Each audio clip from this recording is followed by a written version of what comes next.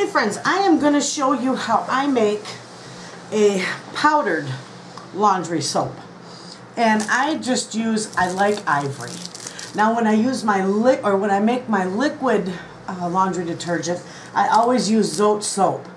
But for the powdered, I want to try the ivory because that is very nice stuff. Also, I'm going to put borax in it. Wonderful to add to your laundry. Wonderful, wonderful. Even if you use regular laundry soap, borax is wonderful. And as I showed you in a previous video, my washing soda is still in the oven. But I'm also going to add washing soda to this. So, with that, I'm going to get to grating these up. And I do believe I'm going to wind up using all 3 bars. I'm not sure yet. But this is probably going to make a laundry soap that will last quite some time, because I believe with this recipe all you need is, you know, a couple tablespoons to a 1/4 cup. So we're just going to grate this. See how that grates it? Very nice.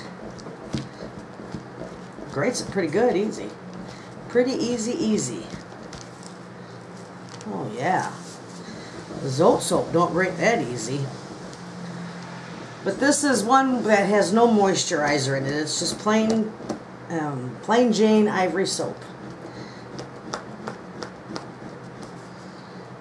Oh, that turns out pretty good.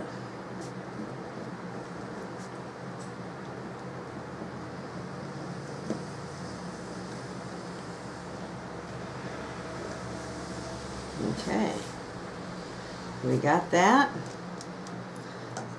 I'm going to dump that in my little bucket here.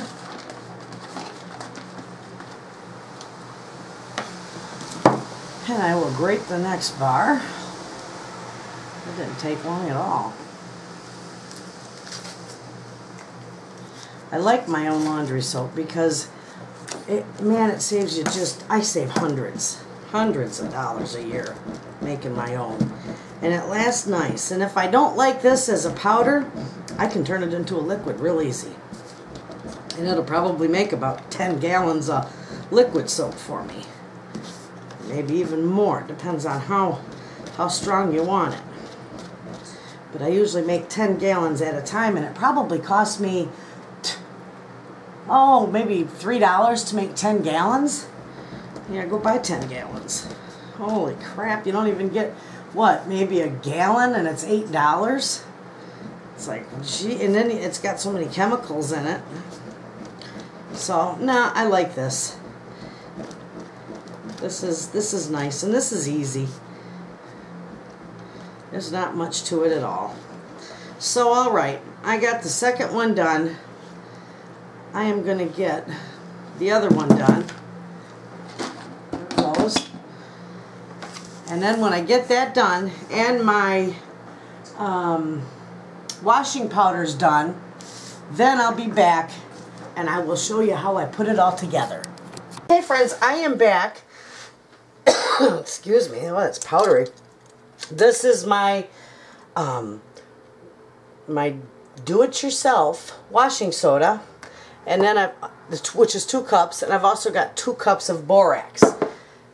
And remember, I ground these all up. I grated this all up real good, and it's sticky. But I'm just going to pour all this in here. Ooh, be careful. That gets powdery and it makes you sneeze. Put the borax in there.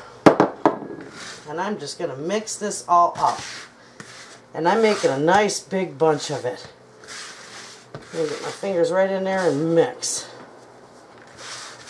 So, once this gets all mixed in real good, it'll be nice. I only need to use probably about a couple tablespoons to a 1/4 cup of it.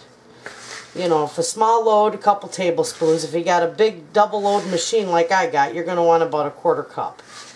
But this will last quite a bit. And there you have it. It's that easy. I'm going to put it in a different container for storing it. I got it all mixed good. Now you certainly can add a little essential oil to it if you want, but be careful because then it'll get all clumpy on you. Just spritz it in there. But I'm not going to add any to this. But that's it, and that will make a wonderful powdered soap.